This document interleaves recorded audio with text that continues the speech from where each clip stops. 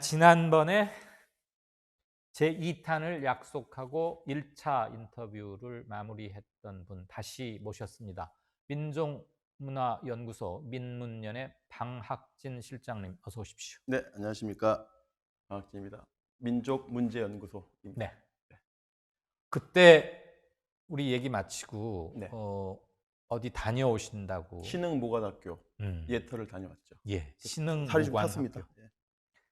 거기 초대 교장 선생님이 아마 윤기섭, 초대 교장은 초단은 이동영. 아니고 예, 윤기섭 교장도 있었고, 있었죠. 예, 그분의 외손자도 여기 한번 출연을 했었어요. 변호사시죠. 예, 네. 정철승 변호사. 네.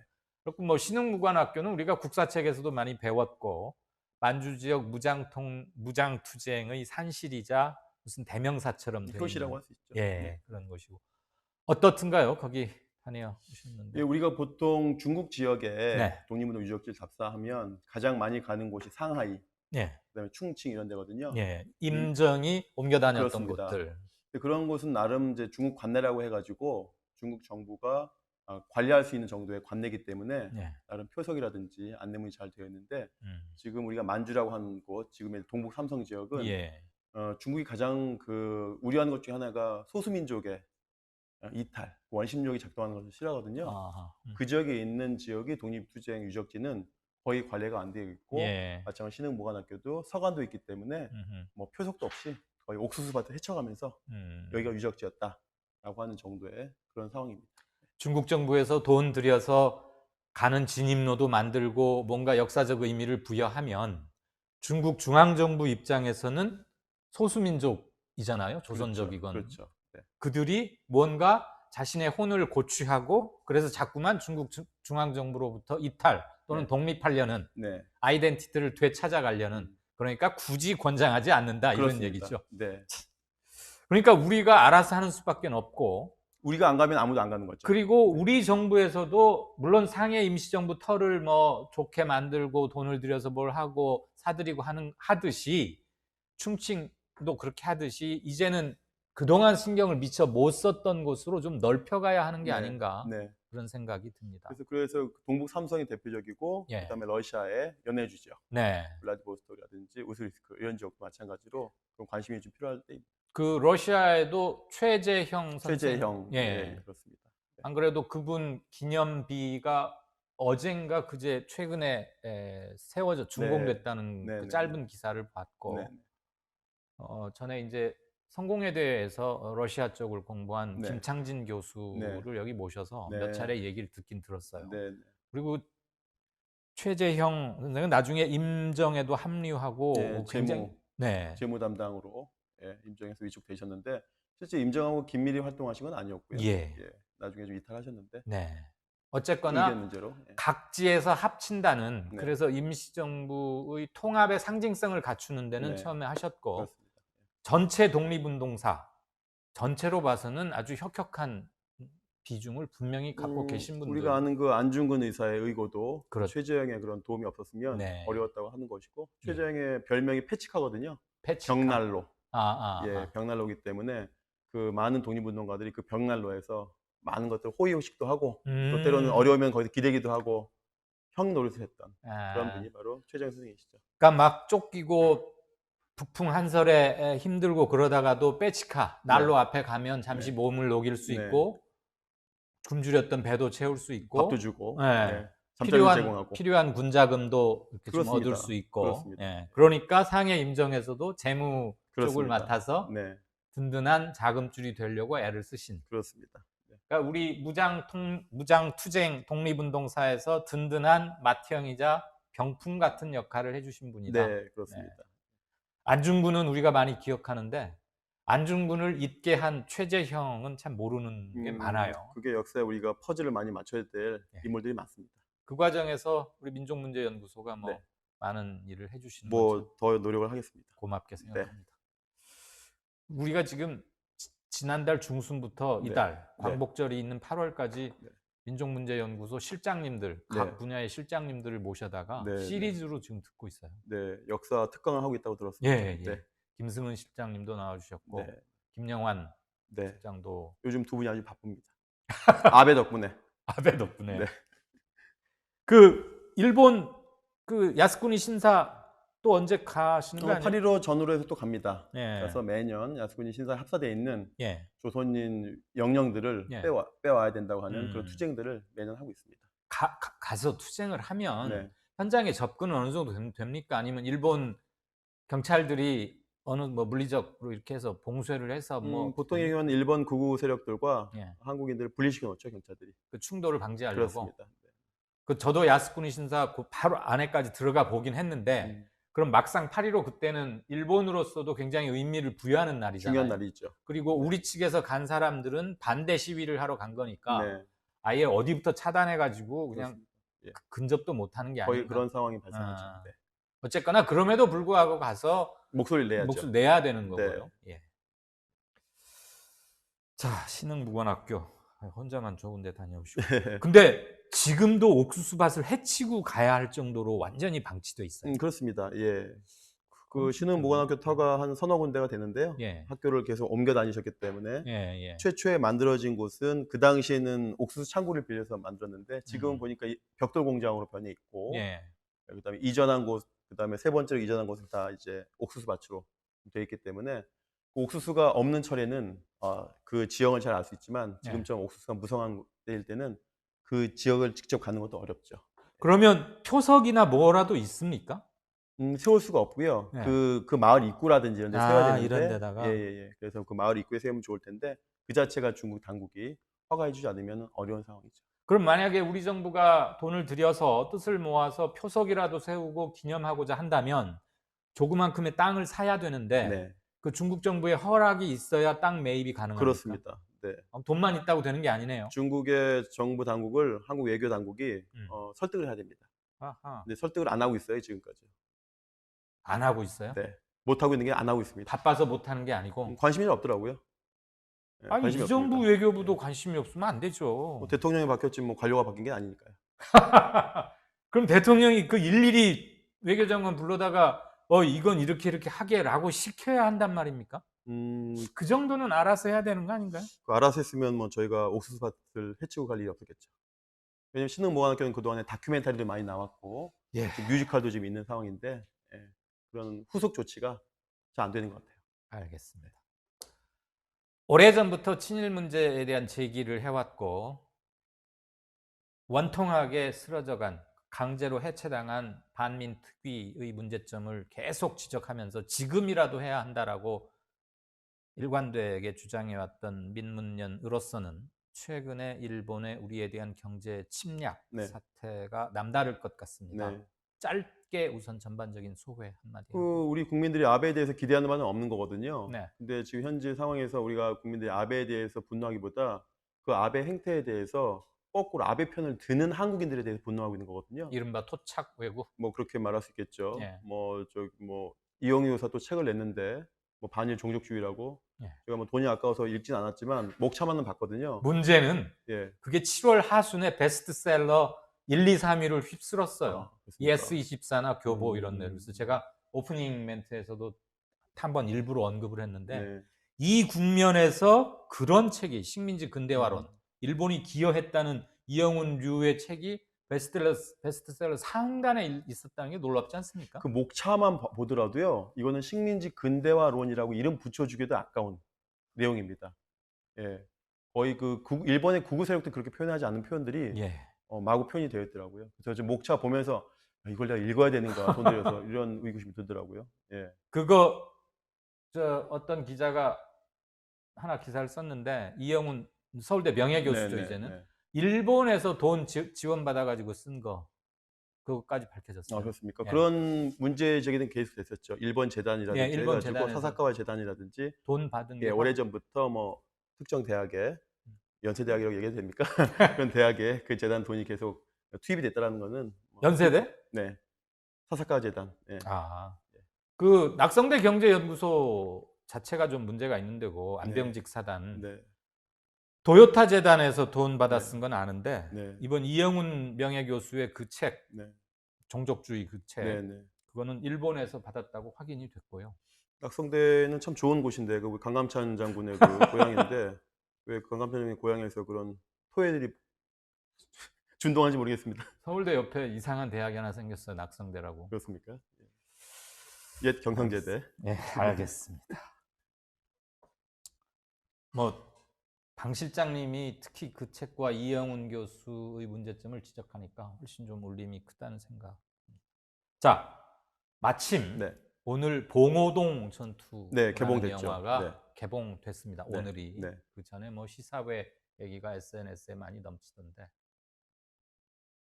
그거에 대해서도 당연히 할 말이 많으실 것 같아요. 네, 시사회 감사기도 초청을 받았어요. 네. 8월 1일 날. 그래서 독립운동 스포일러는 되지 마시고 뭐 개봉됐으니까 뭐 얘기해도 되는 거 아닙니까? 아니죠. 아닙니까? 일단 뭐 느낌이나 의미. 네, 네, 예. 네. 아 지금 봉오동 전투 포스터 나오고 있네요. 네. 네.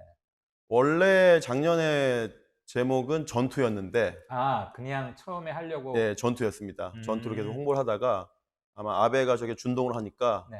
더 노골적인 이름으로, 더 본격적인 이름으로 예. 해가지고 봉오동 전투를 하신 것 같아요. 우선 봉오동 전투는 그 역사적 사실이니까 네네. 저 전투가 갖는 의미 네. 그리고 저 전투가 어떤 규모였고 네. 뭐 개괄적인 설명부터 좀 해주실까요? 네. 일단 봉오동 전투의 주인공은 우리 홍범도 장군이고요. 예. 홍범도 장군은 뒤에서 좀 설명을 드리도록 하고, 봉오동 전투가 일어난 해가 중요한데요. 1920년 6월입니다. 20년 6월. 그러면 1919년도에 3.1혁명이 일어났고 그 3.1 운동의 성과로 임시정부가 만들어졌지 않습니까? 예. 그런데 3.1 운동 과정에서 우리가 한 7,800명 정도의 조선 민중들이 일본의 총칼에 희생됐거든요. 7,800명. 7,800명 정도가. 약 8,000명이 예, 사망한 그렇습니다. 겁니까? 예, 예. 네. 그러니까 반성이 되는 거죠. 야, 우리가 일제에게 태극기만 들고 만세를 불렀더니 아무런 성과도 없이 이렇게 피로 그렇게 총칼로 화답을 하는구나. 우리도 총칼을 들어야 되겠다라고 하는 그런 그 운동 노선, 독립운동 노선에 변경이 생기는 거거든요. 네. 그전에는 주류가 이제 외교론이었다면 예. 이제는 외교론에 한계가 있다라고 하면서 우리도 총을 들자라고 해서 1920년 1월 달에 신년이죠. 네. 그 당시 임시정부의 실력자가 도산 안창호 선생이신데 네. 안창호 선생님께서 1920년이 독립전쟁의 원년이다. 이제 우리가 무기를 준비해서 두만강과 압록강을 건너자. 이렇게 힘주어 말씀하십니다. 그 안창호 도산 선생께서 독립전쟁의 원년을 선포할 수 있었던 가장 직접적인 계기와 배경은 두말할 필요 없이 3.1 만세 운동이었고, 그렇습니다. 그로 인해서 이승만, 서재필 등의 외교론, 뭐 자강론 이런 것들은 좀 퇴조하고, 네. 자 이제는 우리도 무장을 해서 스스로 우리를 지킬 힘을 기르자. 네. 네, 이렇게 됐단 말이에요. 그래서 3.1 운동을 목격하면서 두만강이나 압록강에 지금으로 보면은 동북 삼성 지역에 수많은 독립운동 단체들이, 무장 독립운동 단체들이 47개가 생깁니다. 아하. 자발적으로. 예. 이제 더 이상 우리가 태극기만 들고 나가서 없다고 하는 그런 반성이겠죠. 네. 그 47개 단체 중에 이제 홍범도 부대도 있는 것이고, 뭐 김자진 부대도 있는 것이고, 최진동 부대도 있는 것이고, 그렇게 예. 되는 거거든요. 예. 그러면서 이제 결정적인 때가 바로 독립전쟁의 해를 선포한 임시정부. 그렇지만 임시정부가 독립전쟁을 선포했지만 실제로 그것을 실행하는 것은 총칼과 무기가 있어야 되지 않습니까? 그렇죠. 바로 그 역할들을 바로 이 홍범도 부대라든지 이런 부대들이 맡아서 했던 것이고, 그 첫 번째 전투가 바로 봉오동 전투였고, 그 네. 전투에 우리가 대승을 거둠으로써 정말 임시정부가 면이 좀 섰다라고 할 수 있는, 그러면서 다른 무장투쟁 단체들에게도 되게 그 중요한 영감과 자신감을 심어줬다는 측면에서 봉오동 전투가 하는 의미가 큽니다. 네. 독립투쟁의 원년을 선포한 것을 자축이라도 몸으로 실감하게 하듯이. 한, 예, 그리고 명확히 이정표를 세워준. 그렇습니다. 봉오동은 구체적으로 어디입니까? 봉오동은 지금 우리나라 역사교육에 가장 잘못된 것 중에 하나가 예. 그 학교에서 분필과 유인물만 배우다 보니까 현장을 가보지 않거든요. 그렇죠. 봉오동 청산리는 많이 들어봤는데 네. 그게 서울 어느 무슨 동네인지, 봉천동 옆에 봉오동인지, 수유리 옆에 청산리인지 잘 모른단 말입니다. 이렇게 말씀을 재밌게 하세요. 그래서 역사라고 하는 건 현장성이 중요하거든요. 아하, 정말 예, 봉오동 청산리를 가봐야 되는 것인데 어쨌든지 봉오동 청산리라고 하면은 그 북만주라고 얘기할 수 있고, 예. 백두산 그 부근, 그다음에 두만강 그 부근이다. 바로 멀지 않은, 두만강에서 바로 멀지 않은, 네. 백두산에서 바로 멀지 않은 곳이다. 이렇게 이해하시면 되겠습니다. 그러니까 적어도 네. 한반도에서 두만강을 건너서 그렇습니다. 백두산 언저리 있는. 네. 네. 그 지역에서 자유롭게 중국 땅이기도 하지만 또 자유롭게 국내도 들어올 수 있고, 예. 또 오른쪽으로 동쪽으로 조금만 가면 러시아 영토로 갈 러시아고. 수 있고, 바로 그렇게 이른바 해서 간도. 그렇습니다. 네. 네. 그 간도가 사실 우리의 피땀으로 버려져 있던 땅을 우리의 네. 피땀으로 개척, 개간해서 네. 가서 눌러 살게 됐던 거예요. 1860년도부터 우리 조선 민중들이 월경을 해가지고 두만강을 넘어서 개척했는데요. 네. 그 월경의 이유는 조선 정부가 무능하고 자기 백성들 먹여 살리지 못하니까 예. 어쩔 수 없이 강을 건너서 그 땅을 우리가 개척하게 된 것이고, 우리 민중이 개척했는데 나중에 어부지리로 아편 전쟁에서 청나라가 패퇴하니까 청나라가 지니까. 패퇴하니까 그 어부지리로 러시아가 그 땅을 얻으면서 러시아 땅이 돼버린 거죠. 네. 예. 자, 봉오동 전투의 주역 홍범도 장군. 뭐 이름은 다들 아시겠습니다만 네. 이분은 다른 무장 독립투쟁 지도자들과는 조금 다른 일생을 보내셨고 네. 지금도 타국에 누워 계시는 네. 홍범도 장군도 함께 좀 소개해 주시죠. 네. 제가 이제 스포를 하나 하고 싶은데요. 저는 이제 작년에 유해진 씨가 영화 봉오동 전투에 출연한다고 해가지고 예. 저는 유해진 씨가 홍범도 장군 역할인 줄 알았습니다. 왜냐면은 거의 생긴 게 싱크로가 거의 90%입니다. 예. 그랬더니 아니더라고요. 그래서 예. 누군지는 제가 얘기 안 하겠습니다만. 예, 예. 어쨌든 홍범도 장군은 1868년에 태어나서 해방되기 2년 전에 돌아가셨으니까 예. 그야말로 구한말에 가장 격동의 시대를 살다 돌아가신, 한마디로 말하면 비운의 혁명가다. 그리고 결국은 광복을 보지 못하고 이국 말리 카자흐스탄에서 예. 돌아가셨는데요. 그 이동 경로를 한번 재보면, 제가 재보진 않았지만 예. 수많은 독립운동가 중에 가장 이동 경로가 길지 않았나 그분이, 이렇게 생각이 들어요. 출생지는 이제 평안북도인데 평안남도설도 있고 평안북도설도 있고 평양설도 있는데, 어쨌든 이제 평안도라고 보더라도 예. 그분이 이동했던 그 거리만 따지면은 다른 독립운동가 못지않다. 장정을 했던 장준하라든지 또 임시정부를 이끌었던 김구라든지 예. 이런 분 못지않게 정말 긴 경로를 살아오신 분이다. 결국은 또 이제 돌아가신 지역이 카자흐스탄이기 때문에 저도 비감을 우리가 만들게 하죠.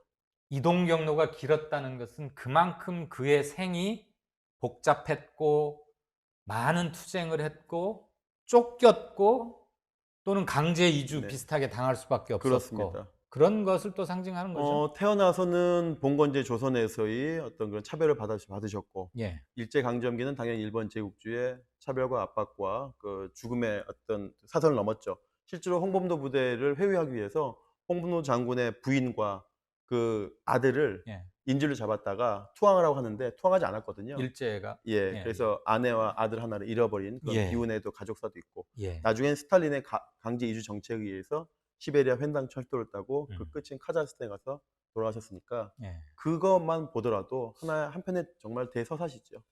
그리고 우리 땅을 넘어서 중국 대륙에 가 있던 만주에 가 있던 우리 수많은 조선인들과 결국은 스탈린의 강제 이주 정책 때문에 천 킬로 훨씬 넘는 거리를 떠나서 만주에서 동토인 카자흐스탄까지 가서 거기에서 또다시 새로운 삶을 개척하는 그 여정까지도 함께 하신 무장 분이죠. 독립운동 지도자이자 장군이잖아요. 그렇지만 비운의 혁명가죠. 예. 예.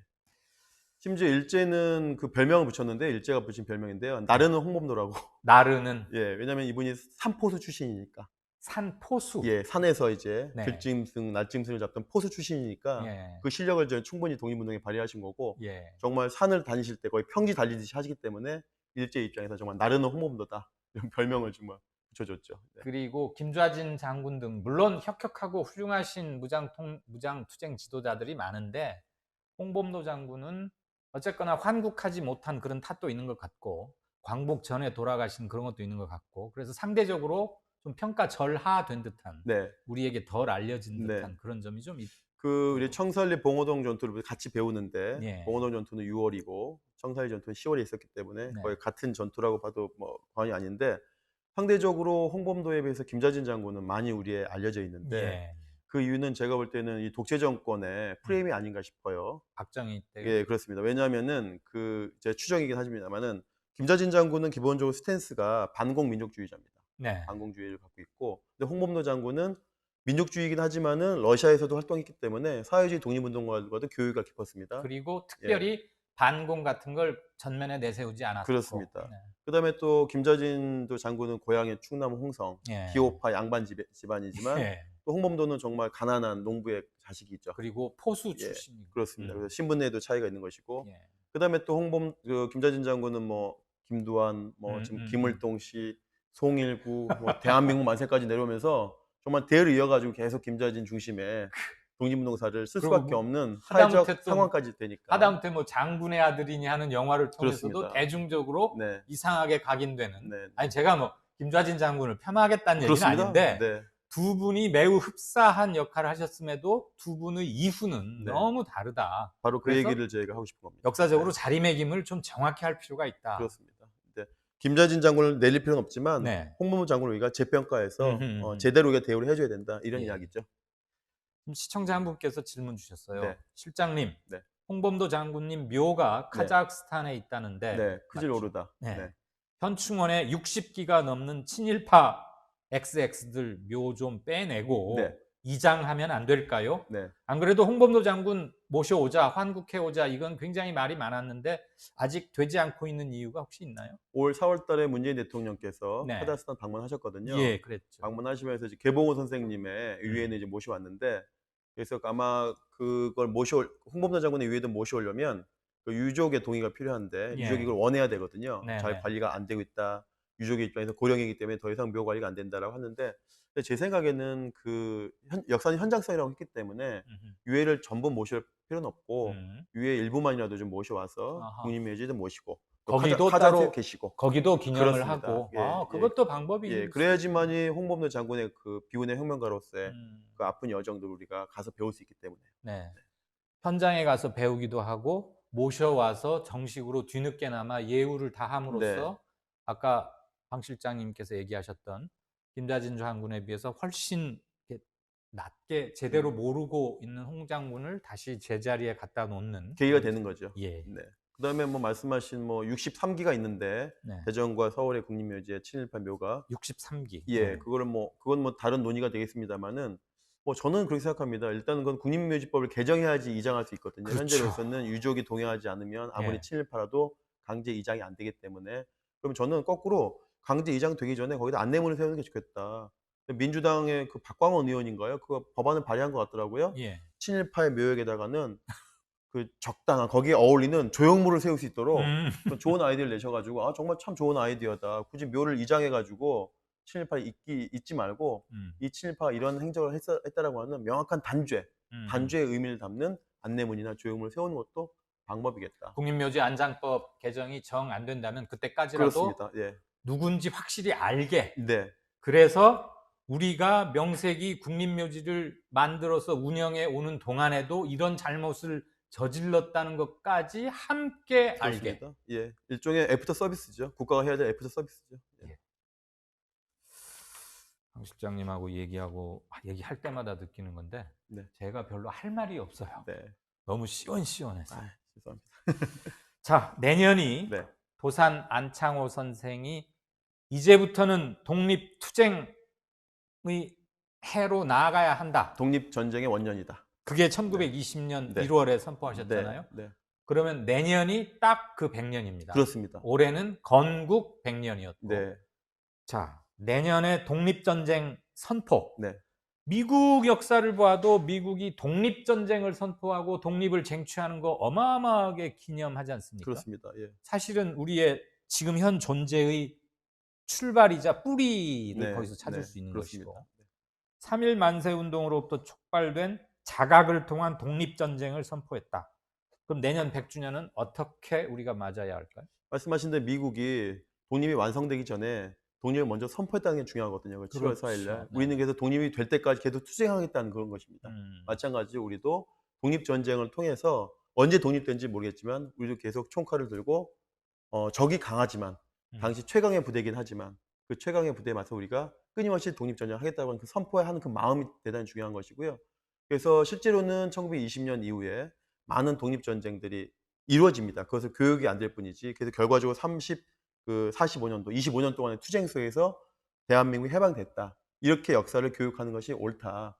그냥 해방은 그냥 우리가 도둑처럼 찾아왔는데 가만히 있는데 연합군이 준 것이 아니라 20년부터 피 흘려왔던 25년 동안 피 흘려왔던 독립운동가들이 만든 결과로서 45년 8월 15일을 맞은 것이다. 예. 이렇게 역사를 교육하는 것이 정당하다고 봅니다. 예. 예.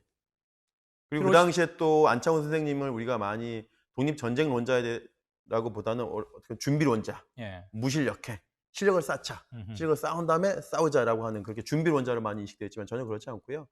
독립전쟁을 선포하셨고 독립전쟁은 입으로만 하는 것이 아니다 이렇게 말씀하셨습니다. 총을 들어야 되는 거 아니냐. 근데 그 총과 탄환은 어디서 나오느냐? 돈이 있어야 되는 거 아니에요. 그러니까 입으로만 하는 독립운동가는 필요 없다. 예. 이제 생업을 가져라.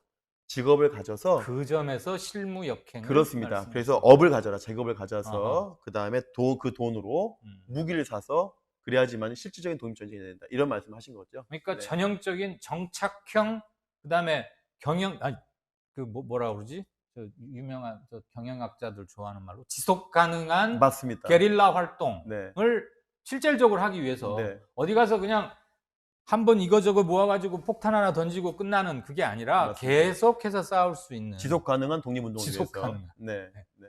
그래서 실제 홍범도 장군도 그 의병 활동하시다가도 의병을 스스로 해산한 적이 몇 번 있습니다. 그건 일제가 탄압 때문에 해산한 것이 아니라 안타깝게도 총알이 떨어져 해산하는 경우. 아하. 그런 것들을 보면은 정말 안창원 선생님 말씀이 맞는 거죠. 그렇네요. 정말 풍부하게 총알을 만들어 놓고 풍부한 그 탄환 군비를 비축해 놓고 전쟁해야 되는 게 맞다. 예. 먹일 군량미와 쏠 실탄이 없어서 일시적으로 해체해야 하는 네. 그건 정말 얼마나 비참하고 비극적이고 그 앞에 과연 누가 입으로만 여기 반도에 남아가지고 조선 동아일보에 뭐 쓰고 하는 네. 게 얼마나 그들이 볼 때는 가소롭. 특별히 독립전쟁 100년을 내년에 우리가 기념해야 되는 이유가 바로 거기인데요. 내년에 조선 동아일보도 100주년이거든요. 그렇죠. 네, 조선 동아일보 입장에서 쓰일 그 100년이 저는 되게 두렵거든요. 예. 정말 이영훈류의 그런 이제 또 자화자찬이 나오겠죠. 예. 그 자화자찬을 우리가 누르기 위해서라도 독립전쟁 100주년은 우리가 정말 민간 차원에서 중심이 돼서 정말 적극적으로 맞이해야 된다 생각합니다. 그리고 거기에 이번 건국 100주년을 정부 차원에서 대대적인 지원과 뭘 했듯이 네. 이거 역시도 정부에서 관심을 해야 됩니다. 그래서 뭐 요즘에 불매운동을 넘어서서 이제 근본적으로 왜 이런 문제가 생겼는지에 대한 국민들의 자각이 되는 것 같은데 내년에는 정말 많은 국민들이 이 불매운동 열기를 이어서 정말 자발적으로 봉오동 전투 현장도 가보고 서간도도 가보고 그런 지역을 정말 답사하는 그런 해가 됐으면 좋겠습니다. 그럼 민문연 차원에서도 내년 독립운동 선포 100주년 기념으로 뭘 준비하고 계실 텐데 일단은 뭐 그 계획이 다 나왔나요? 계획만 하고 있고요. 아직 그러면 마스터 플랜이 생길 때쯤에 네네.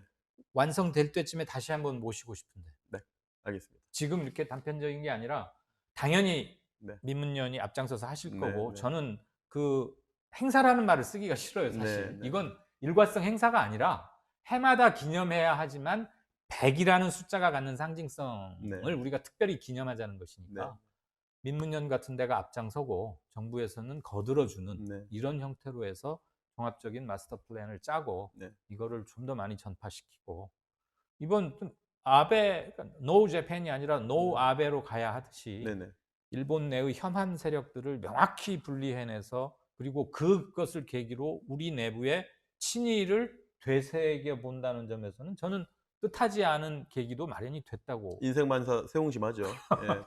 그래서 불매운동에 우리가 그치지 말고 그 심상정 대표가 지난번에 좋은 말씀하셨는데 이번 참에 1965년 체제 청산위원회를 만들자는 말씀하셨거든요.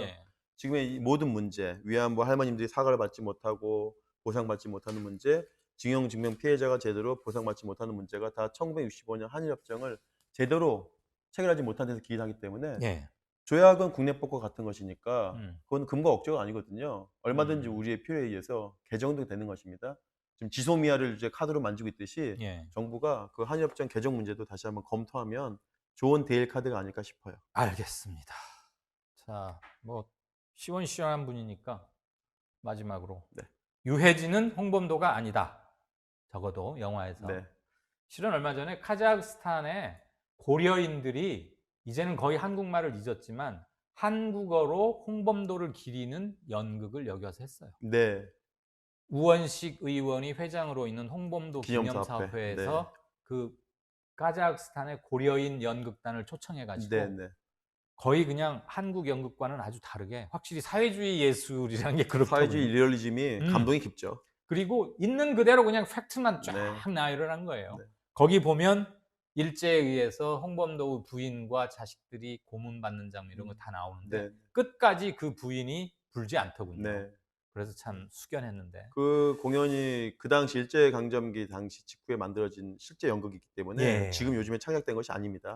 그 지역에서 계속 활동, 그 연극 상연됐던 것이고 그 연극이 또 카자흐스탄 지역의 고려인들을 묶어내는 매개 역할을 했죠. 그리고 대대로 내려오고 있고 그렇습니다. 이제는 네. 한국말을 잊었음에도 대사는 한국말로 계속 연습을 네, 해온. 네.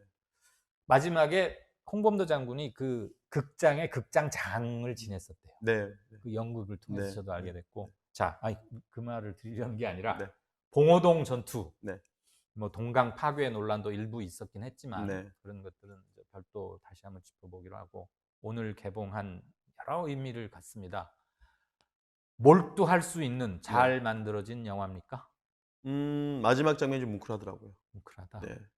저는 그냥 그 어른들을 모시고 간 입장에서 많이 참았는데 예. 마지막 장면이 뭉클했습니다. 뭐 어른들 곁에 계시더라도 그냥 울어버리시지 뭐. 어른들 밑에서 젊은 놈이 울면은 좀 어렵다 욕 먹으니까. 예. 그래요? 이제 예. 참아야죠. 1000만 넘을 것 같습니까? 뭐 아베 덕이 넓을 것 같습니다. 아베 때문에? 네. 아베 덕에? 네. 알겠습니다. 아베가 열일 하는군요. 자, 봉오동 전투 볼만한 또는 보아두어야 할 의미도 있는 영화가 아닌가 싶습니다. 오늘 여러 군데 다녀오시고 또 일본 그 갑자기 신사 야스쿠니 신사 야스쿠니 그 투쟁에는 신사. 가진 않지만 거기는 안 가십니까? 예, 다른 일로 바쁩니다. 아무튼 8월 네. 바쁘게 보내시고 네, 감사합니다. 9월, 10월쯤에 네, 내년 청사진 가지고 한번 다시 알겠습니다. 뵙죠. 네, 고맙습니다. 네, 고맙습니다. 방학진 실장님, 언제 봐도 씩씩하고 기운 차서 같이 얘기하는 제가 다 힘을 넣습니다. 인터뷰 마칩니다. 8월 7일입니다. 제가 오프닝에 말씀드렸던 광주 시민항쟁군의 막내였던 그 시민군 박정철님, 그의 타계를 다시 한번 애도합니다. 오죽하면 스스로 이 생을 저버렸겠습니까? 잊지 말아야 할 죽음이 다시 하나 늘은 것 아닌가 싶습니다. 날씨가 많이 사납고 기후가 변화가 큽니다. 어디를 가시든 이 여름 특히 지금 폭염 무탈하게 넘기시고요. 며칠 있다가 태풍이 또 온답니다.